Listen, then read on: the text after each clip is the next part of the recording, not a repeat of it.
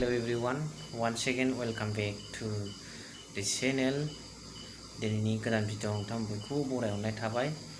लोगोसे आसा खालामो इसोरनि अननायाव मोजां दं नोंथांमोन बयबो। जोबोद बेस्थ' गायनाय फुनाय दिन हिसाबै आंबो नै इमारजेन्सि भाबै थानो हाथारैनि मोनसे फिसा ससेनिबाबो भिडिअ लाबोनो आङो नाजादों आरो नोंथांमोनजों सावरायनो ओंखारदों। नोंथांमोना अननानै भिडिअखौ जोबजासिम जाबाय नायबानो जाबाय ससेबाबो। दा बाथ्राया जाहैबाय today I am going to discuss about Professor Singh, the Vice Chancellor of B.University.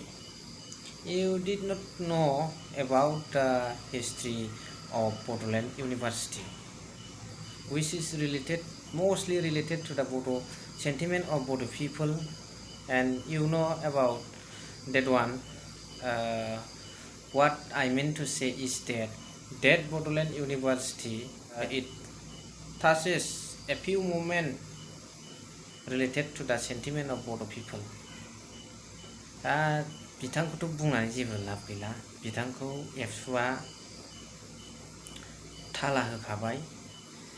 मोजाङानो जादों, बासिख्ल' बेफोरबायदि खामानि मावनो हायोबा फैबाय थानाय इयुनाव सुबुंफोरनि अनसायनायखौ मोनगोन।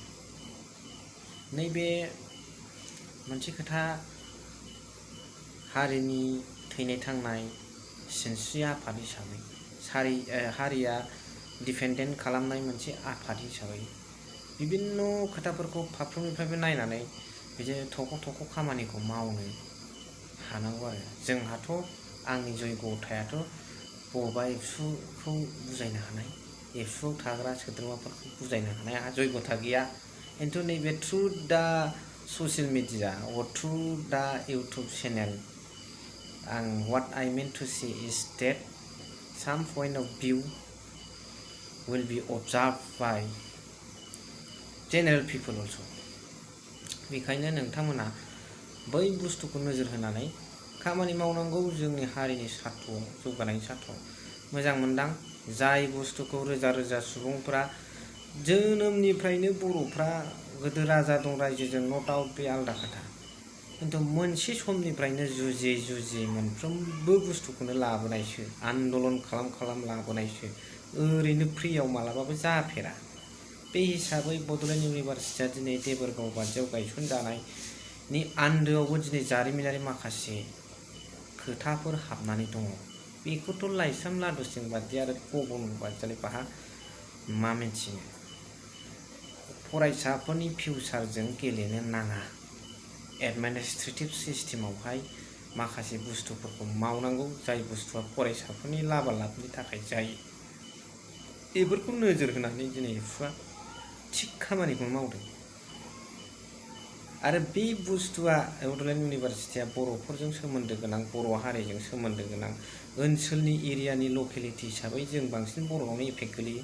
न' डाउट गुबुननिफ्रायनो फैनानै बाव फरायफैयो, बिसोर मा सानलांगोन जोंनि बड'लेण्ड इउनिभारसिटिखौलाय। आरो लोगोसे बे मेसेजआ गोबां जायगायाव थांगोन।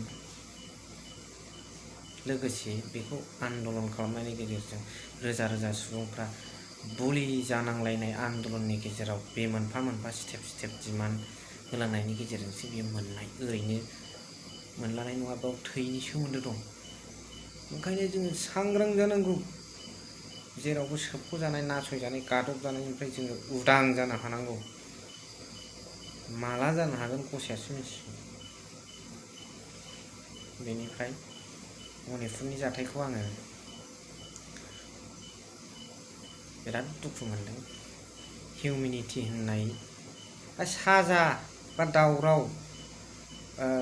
हारिजों हारि, प्रजातिजों प्रजाति, जेनेबा नोङो हारिजों हारि दावरावानो जाथोंब्रा कमिउनेल प्लेसेसआव, एथ' अयनाय बिदि नङाना। बिदि ट्राय खालामनाङामोन आरो। जाय कालप्रिट बेखौथ' नों फासि होबाबो आखाइ सखबगोन, देग दामनानै मोसाबावगोनसो। बेनिफ्राय मोनसे खोथाया जाहैबाय, आदै राकेशआथ' माथो गावनि खोथाखौ लाखिनो हायैनि आन्दलन, जों गोजोना, जोंनि डिमान्ड जास्टिस नांगौ होनजालायबाय। जानला मोनला खोथाफोरखौ होनबाबो प्रतिश्रुति होनायखौ गारनांगौलै आदै राकेश एम सार नोंना बुंनाया माबा खेला साइज मावाखौथ' होना मावदों बबेबा नंथारैखौ राजनितिकआव माबा मोनसे बिथा थायोब्रा बेखौ बयबो मिथिगौ हा मोजां मावबालाय पाब्लिकनि अनसायनाय मोनखागोन ना बखिनायानो राजनितिकनि मेन मटिभ जानो हायालै